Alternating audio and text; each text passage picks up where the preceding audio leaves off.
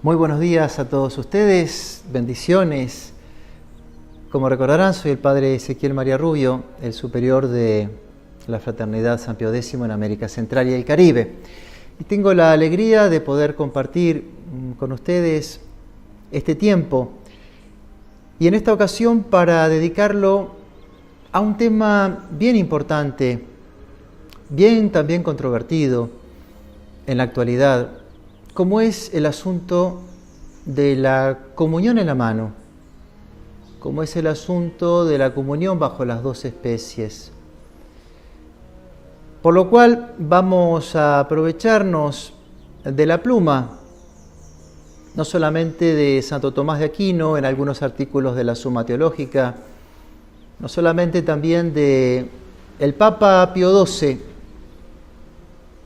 que él intenta refrenar el modernismo litúrgico con aquella famosísima encíclica Mediator Dei, cuanto de un trabajo de un obispo de mi país, de un obispo argentino, Monseñor Rodolfo Laice, que allá en la década de los 90, cuando se impone en mi país la comunión en la mano, él tuvo esa fortaleza, esa grandeza de no solamente resistir, y resistió hasta que fue removido y se jubiló para terminar sus días en San Giovanni Rotondo, puesto que era capuchino, sino que también con esa resistencia escribió un libro titulado La comunión en la mano.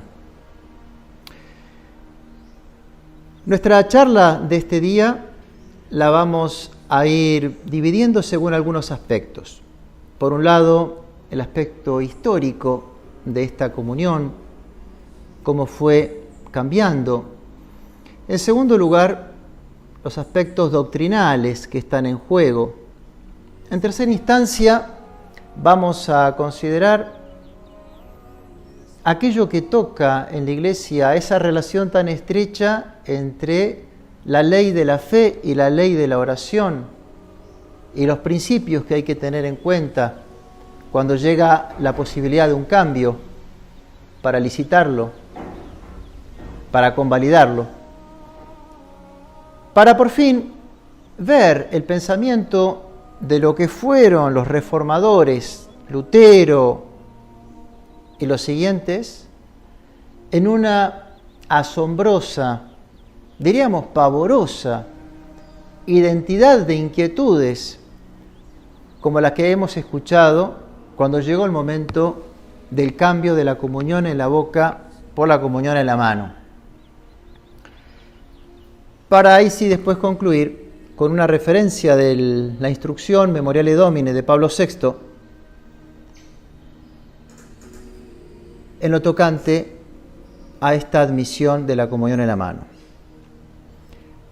Así pues, comenzamos en primer lugar abordando el asunto desde el punto de vista histórico, que si bien no son para nada abundantísimas las referencias que podamos llegar a tener en los documentos de los primeros siglos, es mucho más lo conjetural que lo comprobable.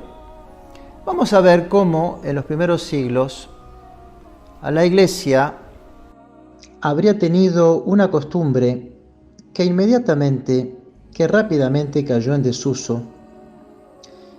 Y esa costumbre habría sido que los fieles podían acercarse a recibir la Santa Comunión en la mano. Y en estos primeros 4 siglos, 3 siglos y medio, hasta la paz de Constantino, encerrados y perseguidos por los emperadores romanos, como ellos, incluso en más de una ocasión, eran los encargados de llevar el viático, la comunión, a los presos, a los que iban a ser martirizados por la santa religión. El caso típico, emblemático, la vida de San Tarcisio, este joven católico que allá por el 260 va a visitar a unos presos llevando el Santísimo, recibido por un pedido del Papa, del obispo de Roma, Sixto II, y él llevando bajo el manto el Santísimo Sacramento, va a ser interceptado por unos jóvenes, quieren saber lo que tiene, él se resiste, él no habla, entrega la vida por Cristo, puesto que fue martirizado a golpes, y ahí se descubre que él estaba llevando, porque tenía este encargo, el Santísimo Sacramento. Él llevaba la comunión. ¿Qué documentos tenemos? ¿Qué escritos hay al respecto de estos primeros eclesiásticos, estos santos de los primeros siglos y otros autores? El más mentado, el más citado es, como habrán escuchado alguna vez seguramente, San Cirilo de Alejandría, que vivió entre el 370 y el 440. Él va a decir lo siguiente, remarcando la preocupación que ya tenía él y todos los que escucharemos, el temor de que no se vaya a profanar el Santísimo Sacramento, por lo cual ya se nota en ellos una inquietud, hasta una incomodidad de ver esto, afirmando, por ejemplo, recíbela cuidando que nada de ella se pierda, porque dime, si alguno te diese a ti unas limaduras de oro, ¿no las guardarías con toda diligencia, procurando no perder nada de ellas? ¿No procurarías, pues, con mucha más diligencia, que no se te caiga ninguna migaja de lo que es más precioso que el oro e incluso que las piedras preciosas? Ahí vemos la preocupación, el temor, el cuidado. Si citamos otros autores, podríamos mencionar a Tertuliano, cuando por ejemplo afirma: cuidemos escrupulosamente que algo del cáliz o del pan pueda caer en la tierra. San Hipólito, por su parte, recomienda: cada uno esté atento, que ningún fragmento caiga y se pierda, porque es el cuerpo de Cristo que debe ser comido por los fieles y no despreciado. Si miramos el pensamiento de San Efrem: comed este pan y no piséis sus migajas. Una partícula de sus migas puede santificar a miles de miles y es suficiente para dar la vida a todos los que la comen. La fe que tienen los santos, la preocupación, la virtud que le atribuyen a una partícula del Santísimo Sacramento, que no se vaya a caer por lo que contiene. Por fin, si miramos Orígenes, otro de los escritores eclesiásticos de los primeros siglos, decía: con qué preocupación y veneración, cuando recibís el cuerpo del Señor, lo conserváis de manera que no caiga nada o se pierda algo del don sagrado. Os consideraríais justamente culpables si cayera algo en tierra por negligencia vuestra.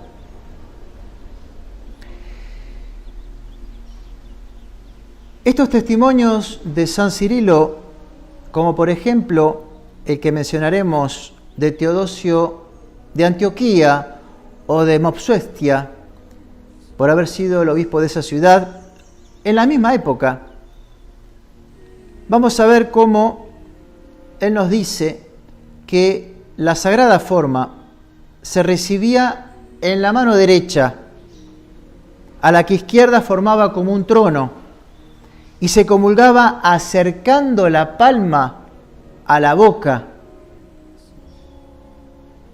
El pan usado en la consagración era fermentado y por lo tanto con miga.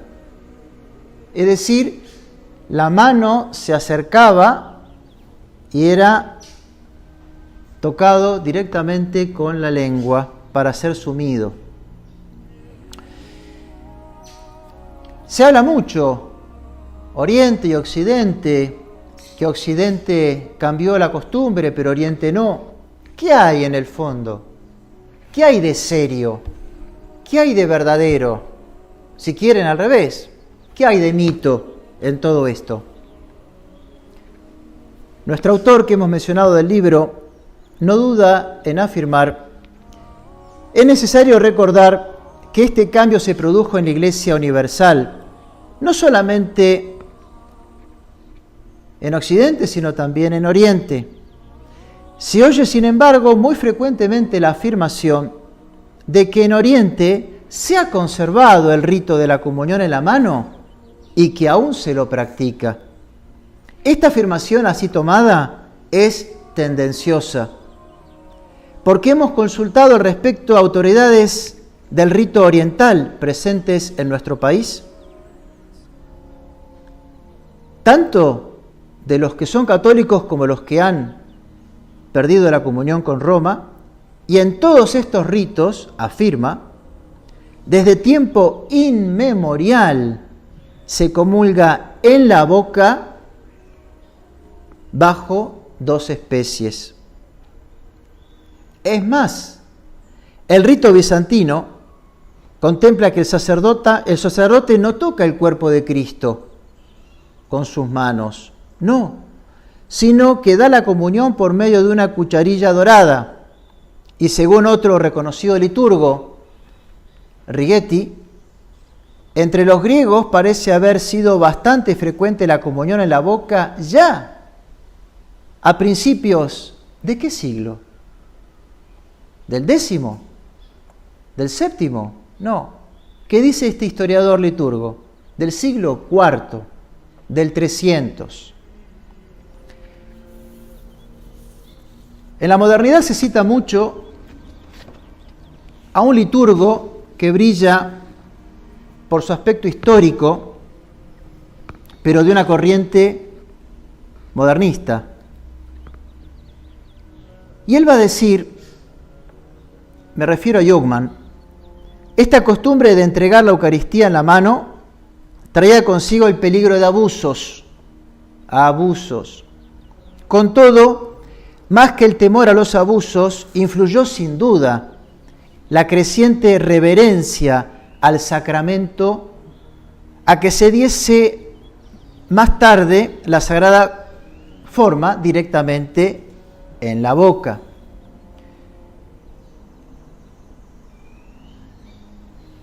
Claro, ciertamente él va a acotar la consideración de que si bien hay testimonios, noticias de épocas anteriores, antiguas, otros testimonios considerados como ciertos de la abolición de esta costumbre, afirma él, se dan en el siglo IX. Algo más tarde se introdujo la purificación de los dedos, que actualmente practica el sacerdote. Es decir que este mismo autor, de una corriente más modernista, reconoce que en los tiempos antiguos ya había quedado abolida. No obstante, en algún lugar hay un documento más fehaciente y que hubiese quedado absolutamente terminada, bajo ningún tipo de duda, de objeción, en el siglo IX, allá por el 800. Esto nos permite hacer una primera conclusión de este apartado. En primer lugar, vemos la preocupación de los escritos de los santos y los testimoniales de historiadores honestos, por el cual el desarrollo del dogma y el peligro de la profanación del Santísimo Sacramento se debería concluir que con la paz de Constantino, 313,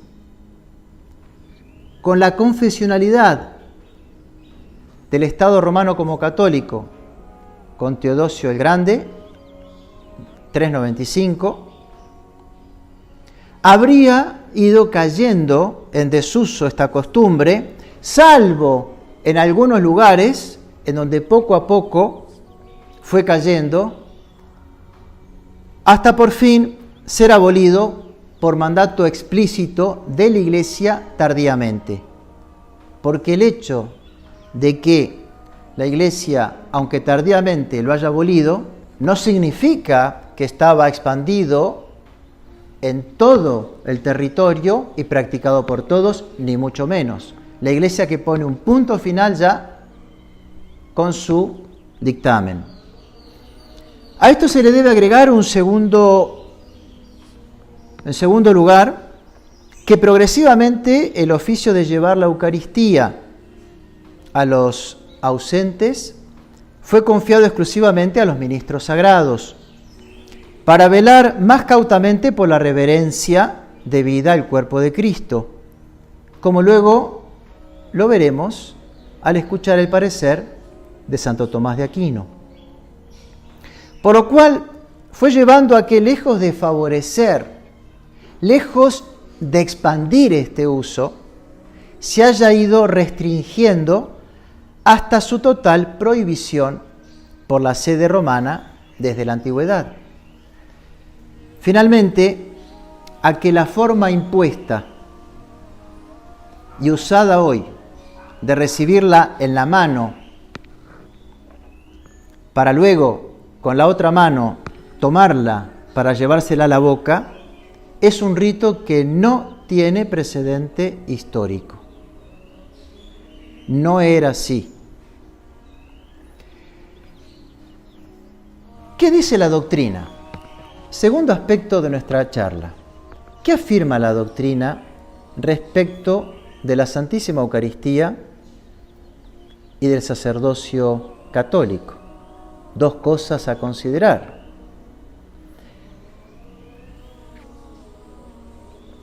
La presencia de nuestro Señor en ella hace a la médula de la liturgia. Es el corazón de los sacramentos, la presencia de Cristo en la Eucaristía. Esta verdad ha sido bien circunscripta y definida como dogma de nuestra santa fe católica. Así pues, el Catecismo del Concilio de Trento, también llamado Catecismo Romano, enseña que la Eucaristía es un sacramento en el cual, por la admirable conversión de toda la sustancia del pan en el cuerpo de Jesucristo y de toda la sustancia del vino en su preciosísima sangre, se contiene de manera verdadera, de manera real y de manera sustancial el cuerpo, la sangre, el alma y la divinidad del mismo Jesucristo, Señor nuestro, bajo las especies, sí, del pan y del vino, a fin de nuestra manutención espiritual. Este dogma se llama el de la transubstanciación, el dogma del cambio de sustancia. Y dicha conversión se realiza en el canon de la misa, en el momento de la doble consagración, al referir el sacerdote las palabras de la forma sobre la materia.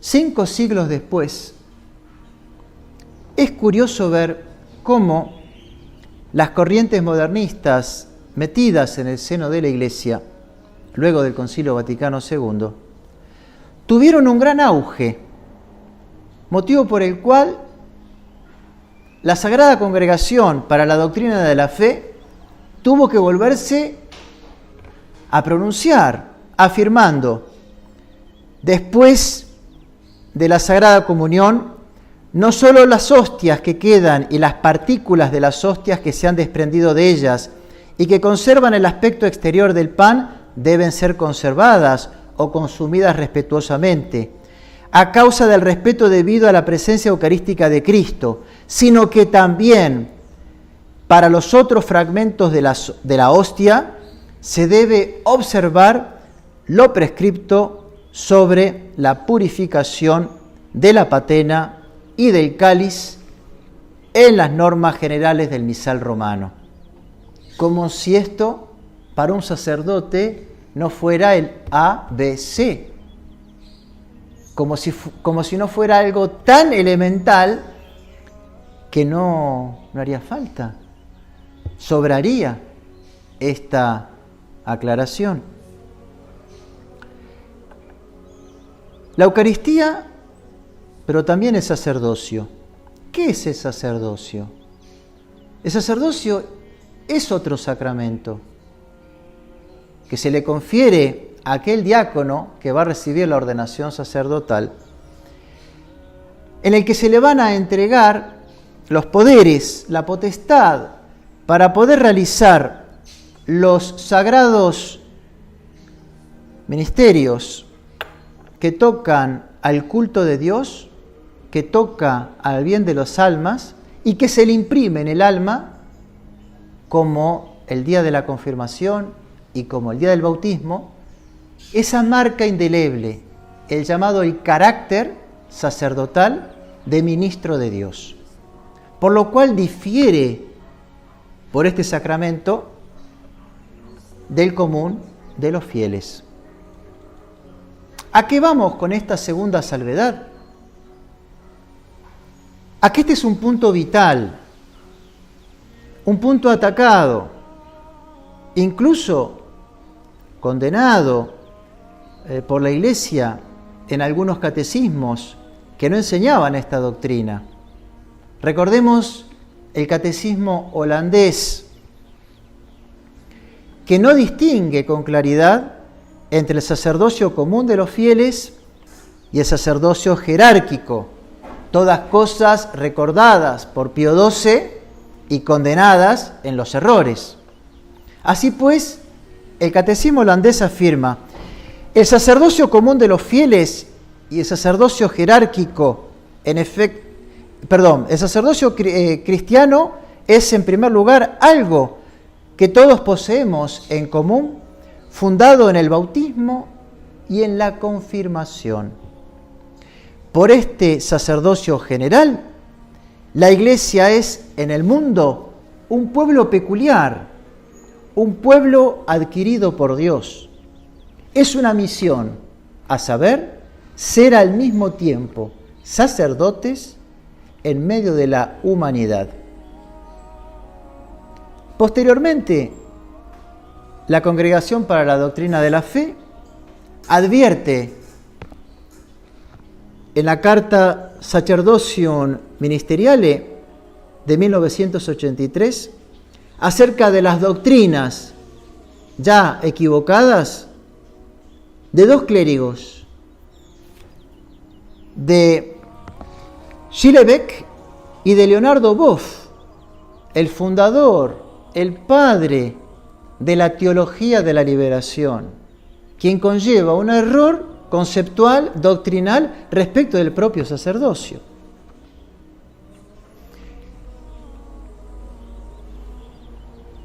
La comunión, en su tercer aspecto, dijimos, en los primeros siglos se ha dado en la mano. Se pasó a dar en la boca. Algunos dirán, ahora se pasa a dar en la mano. ¿Y cuál es el problema? ¿Acaso la autoridad suprema no puede hacer lo que quiere en razón de la misma? Todos los cambios son valederos, todos los cambios son legítimos. Basta que lo haga la autoridad competente. Pues escuchemos primero a Pío XII en la mentada encíclica Mediator Dei, para luego considerar el parecer de Santo Tomás de Aquino en aquellos criterios que hay que tener para la licitud de una nueva ley. Así se refería el Romano Pontífice: la liturgia de la Iglesia no engendra la fe católica, sino más bien es una consecuencia de la misma. Y los sagrados ritos del culto dimanan de la fe como un fruto dimana de su árbol.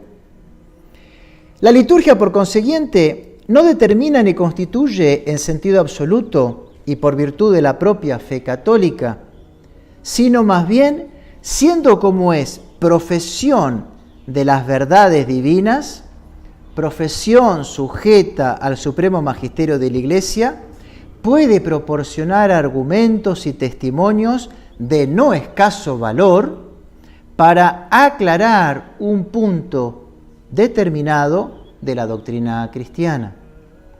De ahí que, si queremos distinguir y determinar de manera general y de manera absoluta las relaciones que existen entre la fe y la liturgia, se puede con razón afirmar que la ley de la fe debe establecer la ley de la oración. Famoso adagio, lex credendi, lex orandi. Vamos a poner un ejemplo muy clásico, muy fácil, de esta relación que existe entre la fe y el culto. Uno ingresa en una iglesia, en una capilla, y encuentra una lámpara con una luz colorada. Esa lámpara es indicativa de que en el sagrario está nuestro Señor, en la Eucaristía. Por lo tanto, la Iglesia me enseña que al ingresar en una iglesia tengo que hacer una genuflexión para adorar a nuestro Señor que está en el sagrario y que me lo dio a conocer por esa luz. La liturgia se encarga de ser como esa pedagoga de la fe. Si lo quieren, la fe utiliza a la liturgia para enseñar las verdades eternas. Lex orandi, lex credendi. La ley de la fe establece, determina la ley de la oración. Así continuaba el Papa Pío XII. La liturgia en los tiempos pasados merece ser venerada sin ninguna duda, pero su uso antiguo por el mero hecho de su antigüedad no ha de ser considerado más apto y mejor, ya que en lo que respecta a los tiempos sucesivos y a las condiciones nuevas. También son dignos de estima y de respeto los ritos litúrgicos que son más recientes, porque han surgido bajo el influjo ¿de quién? Sino del Espíritu Santo, que está con la Iglesia siempre hasta la consumación de los siglos, y son medios de los que la ínclita esposa de Jesucristo se sirve para estimular y procurar la santidad de los hombres.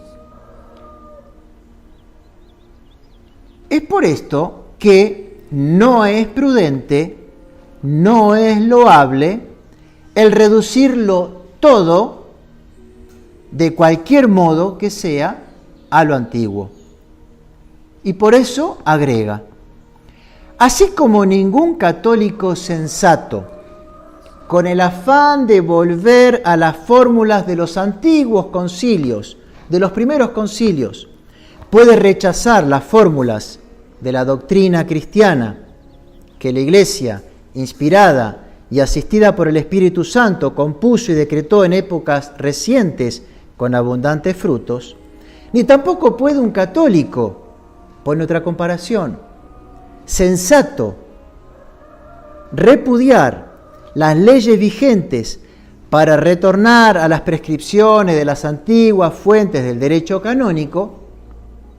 Así, de manera semejante, cuando se trata de la Sagrada Liturgia, no resultaría animado de un celo recto e inteligente quien deseara volver a los antiguos ritos y usos, repudiando las nuevas normas que por disposición de la divina providencia fueron introducidas a causa de la modificación de las circunstancias.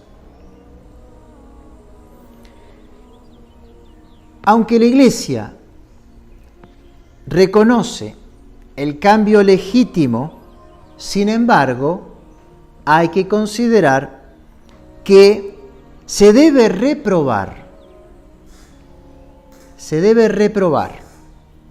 totalmente la temeraria osadía de quienes introducen intencionalmente nuevas costumbres litúrgicas o hacen renacer ritos ya en desuso y que no están de acuerdo con las leyes y con las rúbricas vigentes. Esto es lo que el Romano Pontífice va a llamar el arqueologismo litúrgico. Querer resucitar antiguos ritos, despreciando la asistencia del Espíritu Santo por considerarlos mejores y que deben tener ahora derecho de ciudadanía.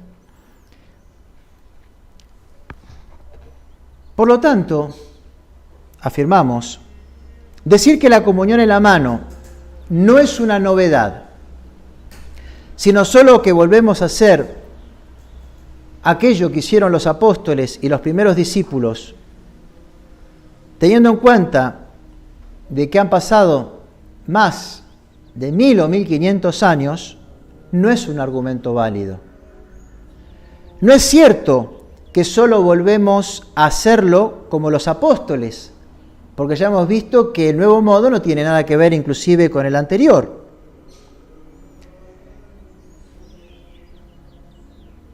¿Qué decía Santo Tomás de Aquino respecto de la administración de la Santísima Eucaristía?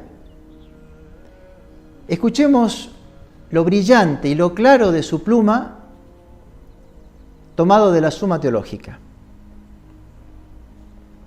Corresponde al sacerdote la administración del cuerpo de Cristo, y esto por 3 razones, por 3 motivos. Primero, porque es el sacerdote el que consagra en persona Christi, en nombre de la persona de nuestro Señor.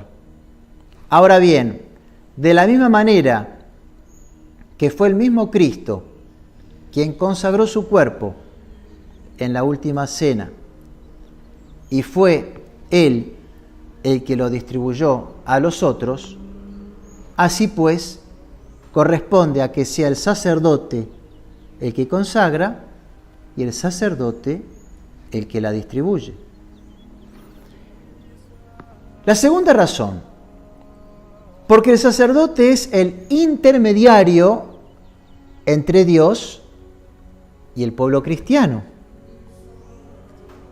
Por lo cual, de la misma manera que le corresponde al sacerdote ofrecer a Dios los dones del pueblo, las oraciones de los fieles, así le corresponde también a él entregar al pueblo los dones santos de Dios. Y por fin, y en tercer lugar, por respeto a este sacramento, ya que ninguna cosa lo toca al sacramento que no esté consagrada. De ahí que los corporales, como el cáliz, están consagrados. Lo mismo que las manos del sacerdote, que están consagradas. Por eso, a nadie le está permitido tocarle fuera del caso de una necesidad, como por ejemplo, si fuera una profanación. ¿Y qué va a agregar? Algo que a más de uno le puede sorprender. Algo que más de uno no hubiera pensado que en Santo Tomás lo hubiese tratado. Va a hablar de, sin el nombre explícito, de los ministros extraordinarios. ¿Y qué escribe? Ha llegado a nuestro conocimiento que algunos presbíteros, que algunos sacerdotes, entregan el cuerpo del Señor a legos o a mujeres para llevarlo a los enfermos. El sínodo prohíbe que se haga eso en adelante. Es el sacerdote quien ha de dar la comunión a los enfermos. Año, estamos hablando, 1200. Año 1200. Y ya es clarísimo el problema de estos ministros extraordinarios, de estos laicos que llevan la comunión a los demás. Esto nos lleva a considerar, en consecuencia, que entre los frutos malos de la comunión en la mano es también quitar esta diferencia que hay entre el sacerdocio ministerial y el común de todo bautizado. O casualidad, es lo que buscó Lutero cuando en sus liturgias pidió a sus ministros que dieran la comunión en la mano por dos motivos. Primero, para quitar la superstición de la presencia real de nuestro Señor. Y segundo, para quitar la diferencia que hay entre el sacerdote y el fiel. Pero no solo la comunión en la mano fue prohibida, cuanto que con el correr del tiempo también lo fue bajo las dos especies. Con la Reforma protestante, con la Reforma de Lutero, con la creencia de que nuestro Señor está real, pero solo espiritualmente y no sustancialmente en la Eucaristía, como en el cáliz, la Iglesia Católica va a reafirmar la doctrina. Y como la doctrina de ella es, como lo hemos visto, que por las palabras de la consagración, ahí donde está el cuerpo, por concomitancia, está la sangre, el alma y la divinidad. Y ahí cuando se consagra el cáliz, que está la sangre, en virtud de las palabras de la consagración, por concomitancia está el cuerpo, el alma y la divinidad, nuestra Santa Madre proscribe, de ahí en más, la comunión bajo las dos especies, porque todo entero está Cristo en cada una de las dos. Oh casualidad, otra vez volvemos a las andanzas de reciclar de resucitar un rito que por motivos doctrinales la Iglesia lo suprimió. Por lo cual ya vamos viendo cómo es curioso en la corriente modernista, cómo es curioso querer volver al pasado, pero no con honestidad, sino con deslealtad. Querer volver al pasado para lo que me conviene. Querer volver a autores del pasado para lo que yo busco. Y no volver al pasado con esa entereza de saber si esos ritos fueron proscriptos y los motivos por los cuales la Iglesia lo hizo. Esta reforma protestante no solamente fue la de Martín Lutero en el 1500, sacerdote agustino que apostató. Al siglo siguiente viene la reforma de Enrique VIII, la reforma anglicana. Y dentro de los reformadores del culto vamos a encontrar a un tal Martín Bucero, que va a escribir lo siguiente: no hay dudas que el uso de no poner estos sacramentos en la mano de los fieles se debe a dos supersticiones. En primer lugar, el honor falso que pretenden tributar a este sacramento. Y en segundo lugar, la perversa arrogancia de los sacerdotes que presumen tener mayor santidad que el pueblo de Cristo, a causa del crisma de la consagración. Indudablemente el Señor dio sus símbolos sagrados a los apóstoles en la mano, y nadie que haya leído los escritos de los antiguos puede dudar de que este era el uso de las iglesias hasta el advenimiento de la tiranía del anticristo romano. Y dado que debe detestarse toda superstición del anticristo romano y retomarse la simplicidad de Cristo, de los apóstoles y de las antiguas iglesias, quiero que se mande a los pastores y a los maestros del pueblo que cada uno enseñe que es supersticioso y que es malicioso pensar que las manos de los que realmente creen en Cristo son menos puras que sus bocas. Escuchemos. Es malicioso pensar que las manos de los que realmente creen en Cristo son menos puras que sus bocas, o que las manos de los ministros son más santas que las manos de los laicos, de tal manera que sería malo o menos correcto, como en otro tiempo creería erradamente el pueblo sencillo, que los laicos recibieran esos sacramentos en las manos. Por lo tanto, quisiera que sean eliminadas las manifestaciones de esta creencia perversa, es decir, que los ministros puedan tocar los sacramentos, pero no permitan a los laicos hacerlos, poniendo en cambio los sacramentos en su boca. Esto no solamente es extraño a lo que fue instituido por el Señor, sino también ofensivo. ¿A qué cosa? Ofensivo a la razón humana. De esta manera, la buena gente será fácilmente conducida a recibir los símbolos sagrados en la mano. Se mantendrá la uniformidad y se tomarán precauciones contra toda forma de profanación de los sacramentos. Y concluye: y si bien por un tiempo puede hacerse una concesión a aquellos cuya fe es débil, dándoles la libertad de recibir los sacramentos en la boca cuando lo deseen, si son cuidadosamente instruidos, pronto se pondrán en consonancia con el resto de la Iglesia y tomarán el sacramento con la mano.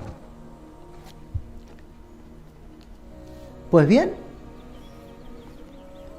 para vergüenza nuestra, Vamos a escuchar ahora,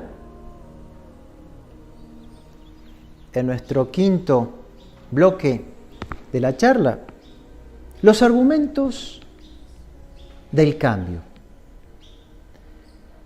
Los argumentos que trae Monseñor Laice, tomados en la época del 69, cuando se presentaron a la Santa Sede para favorecer este nuevo cambio.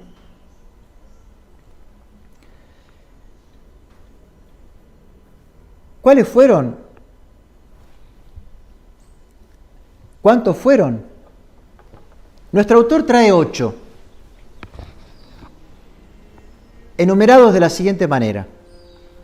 El primero: la comunión en la mano no toca el dogma de la presencia real del Señor.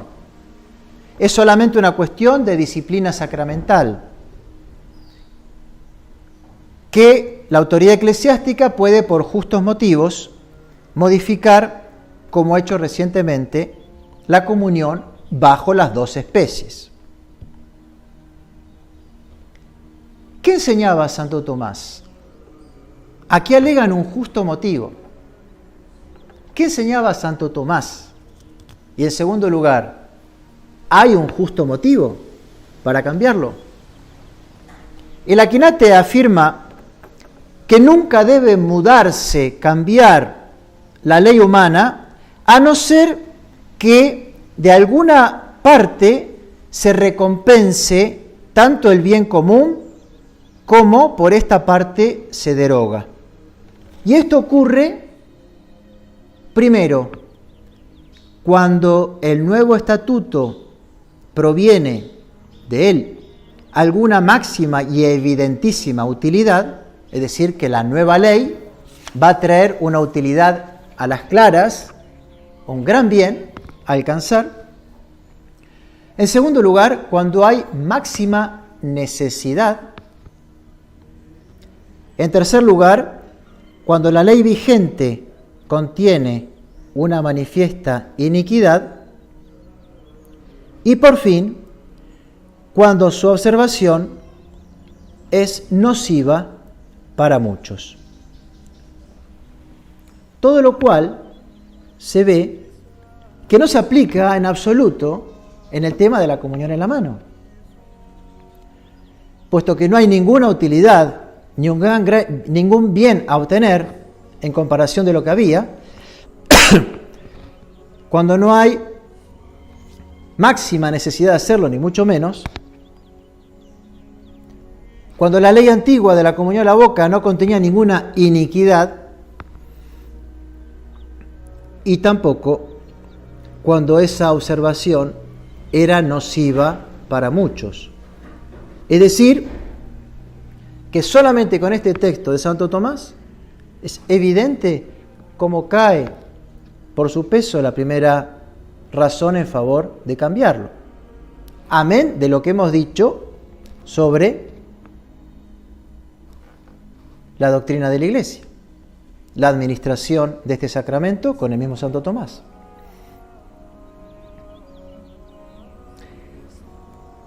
La segunda objeción afirma que este modo de comulgar no es una verdadera innovación. Ha sido el único usado en todo el mundo cristiano desde los orígenes hasta el siglo IX-X.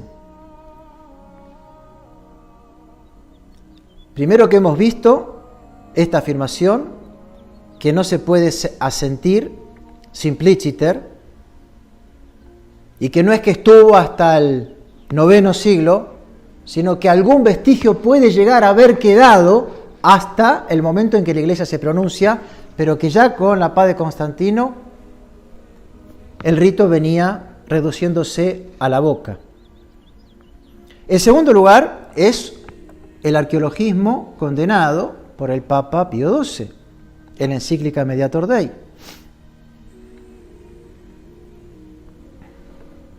La comunión en la mano no nos acerca a las fuentes de la Iglesia primitiva, sino al protestantismo y a muchas desviaciones doctrinales actuales.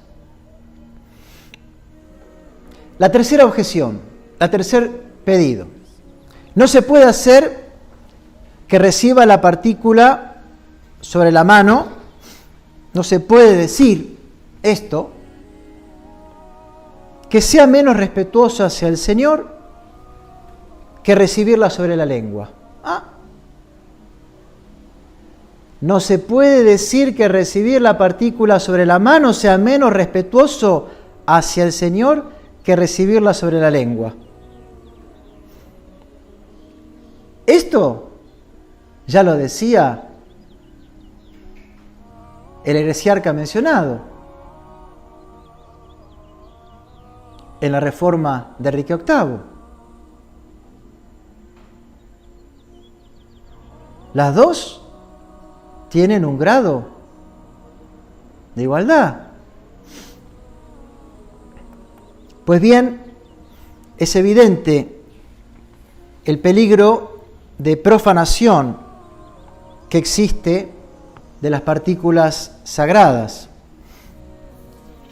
Estrictamente hablando, y de paso refutamos aquel hereje, Martín Bucero, las partes del cuerpo tienen una misma dignidad y sin embargo nadie duda de que en cualquier cultura hay partes del cuerpo que se consideran nobles y otras no. Hay partes que se consideran pudendas, más pudorosas, y otras que no lo son. Y a nadie se le ocurriría poner los pies o sentarse en lugares considerados como respetables. Tampoco lo haría. Pero en el fondo no se trata aquí de comparar las manos del fiel con su boca, sino las manos del fiel con las del sacerdote, ungidas con el crisma el día de su ordenación sacerdotal.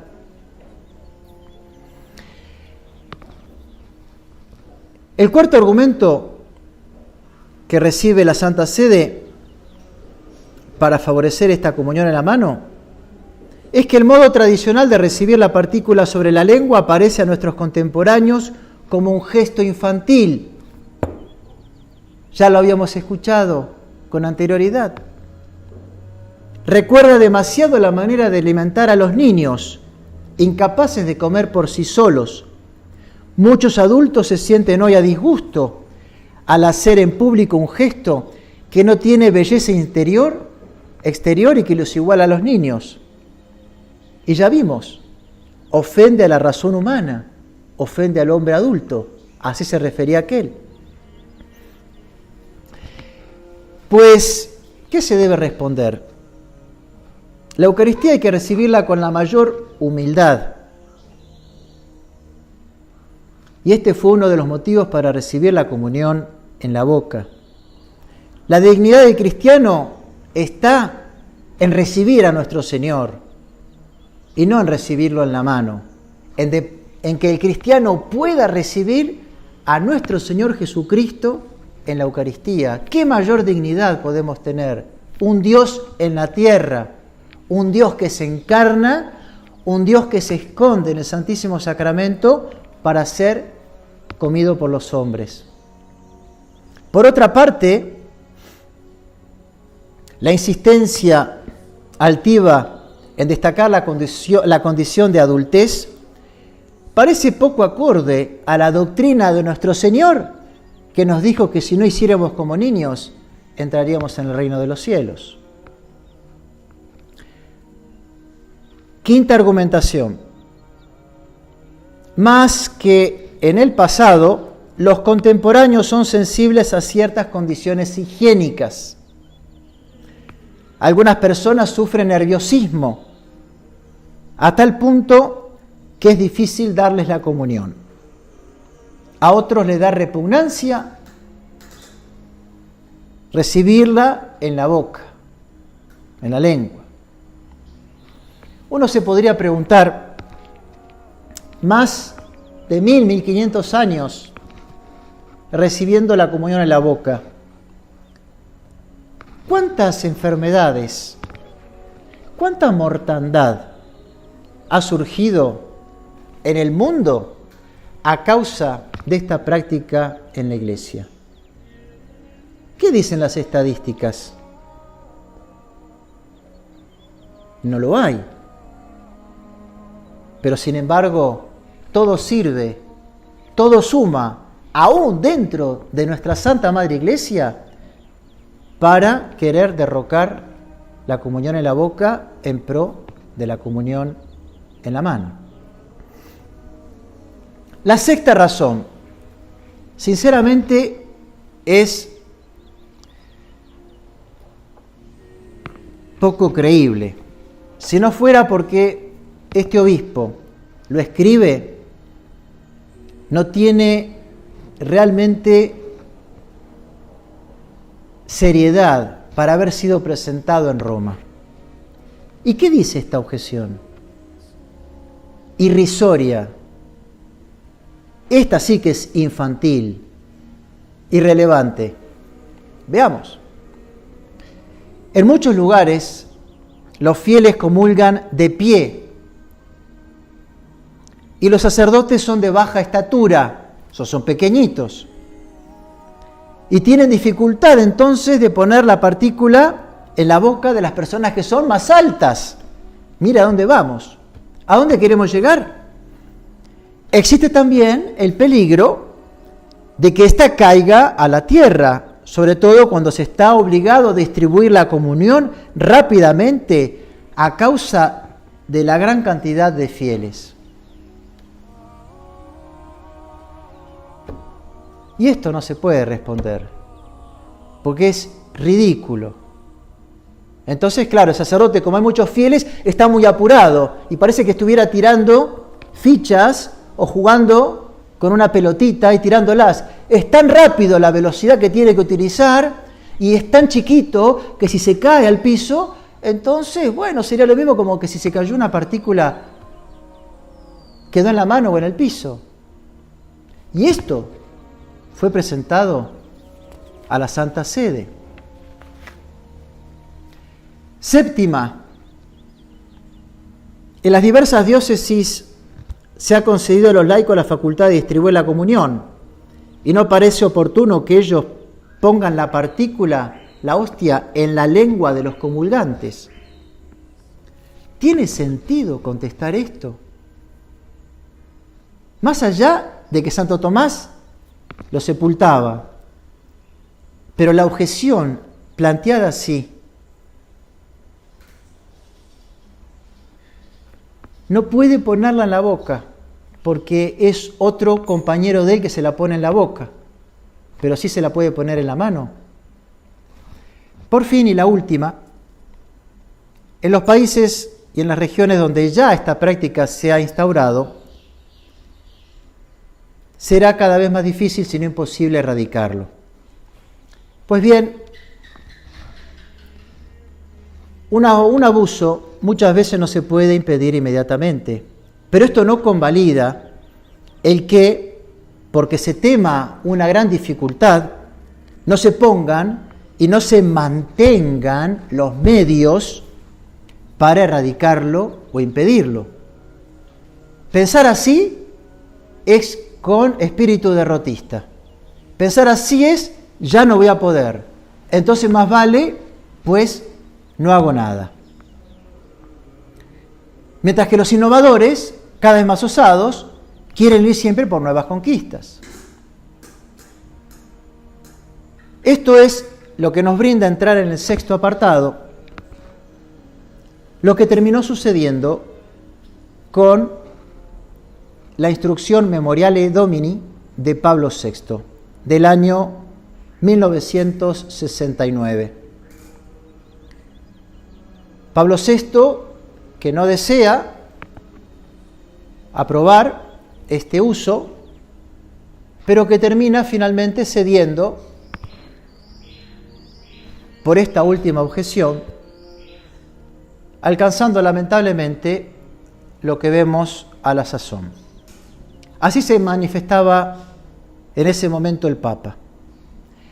Este modo de distribuir la Santa Comunión considerado el estado actual de la Iglesia en su conjunto, debe ser conservado, el de la boca.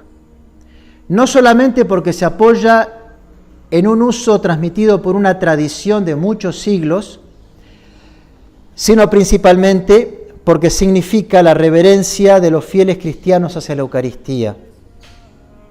Por lo demás, con esta manera de obrar, que ya debe considerarse tradicional, ya lo decía Pablo VI, se asegura más eficazmente que la Santa Comunión sea distribuida con la reverencia, el decoro y la dignidad que le son debidas, de modo que se aparte todo peligro de profanar las especies eucarísticas en las que, cita, de modo singular está presente todo Cristo y entero, Dios y hombre, de manera sustancial y permanente. Y finalmente, para que se guarde con diligencia el cuidado que la Iglesia ha recomendado siempre acerca de los fragmentos mismos del pan consagrado. Pues, como refería Orígenes y hemos escuchado, lo que dejas caer, considéralo como imputado de tus propios miembros. Lo que dejas caer, considéralo como amputado de tus propios miembros. Pues un cambio en un asunto de tanta importancia que se apoya en una antiquísima y venerable tradición, además de lo que toca a la disciplina, puede también traer consigo peligros.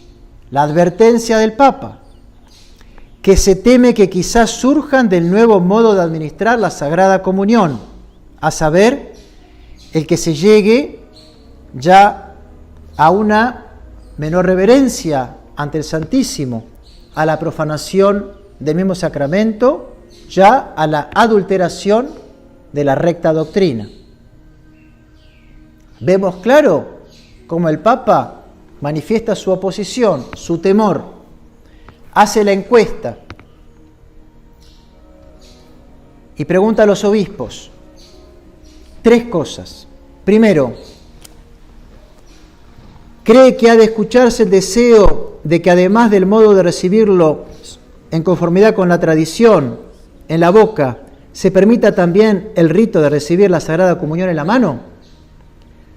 567 afirman, 1233 niegan.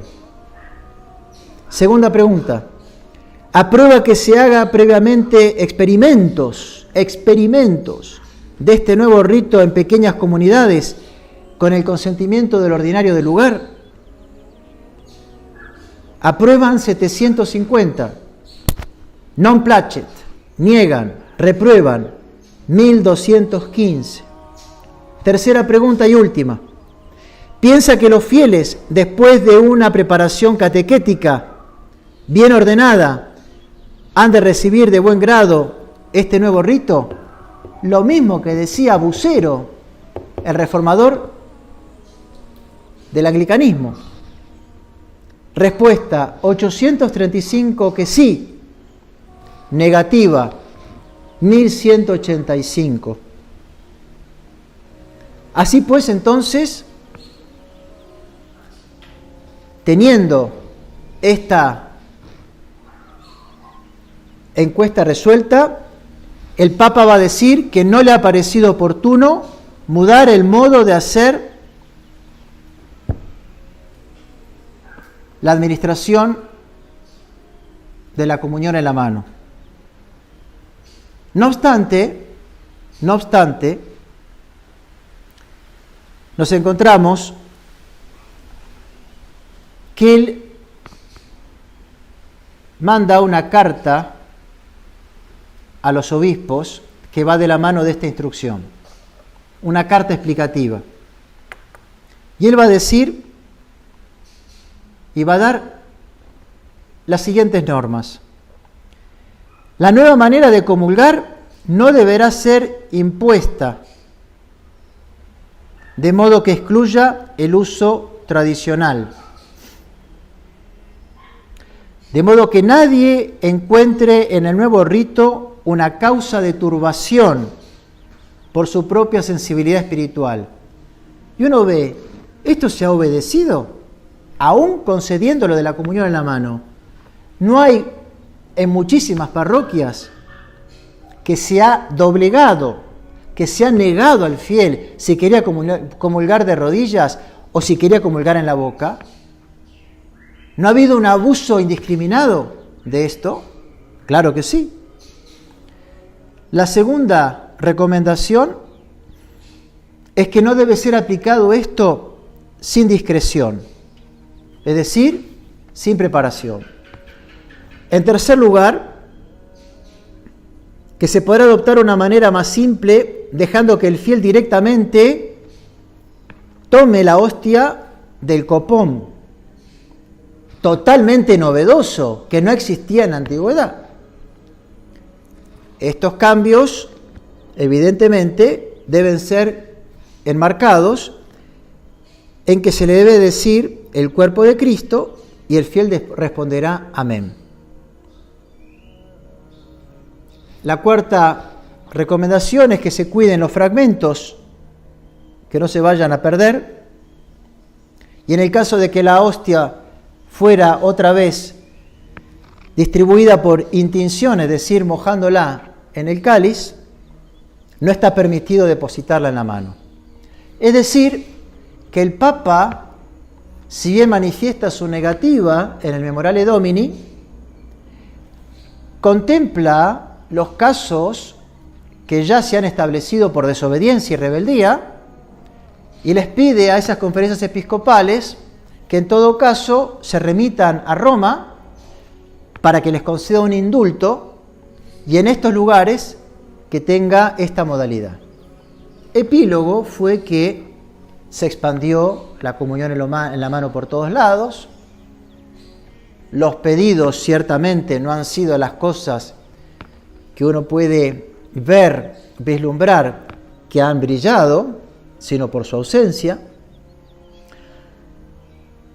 Y de este modo, la comunión en la mano hoy tiene este derecho como de ciudadanía, en contrapartida con la enseñanza unánime que se venía trayendo en la tradición y en el magisterio de la Iglesia, en contraposición con el uso litúrgico que se tenía, y por lo tanto podríamos concluir en olvido de esta tan simple pero contundente frase de San Pío X, cuando en materia litúrgica decía: Sancta, sancte tractaris.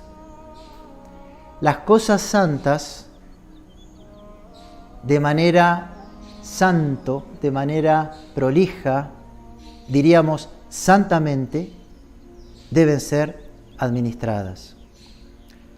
La comunión en la mano y esta comunión en las dos especies claramente atentan contra este principio de santidad en la administración sacramental.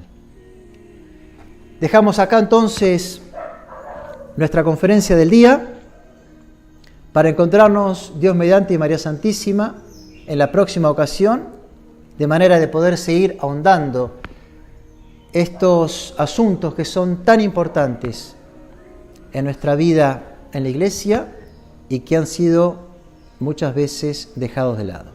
Dios me los bendiga a todos.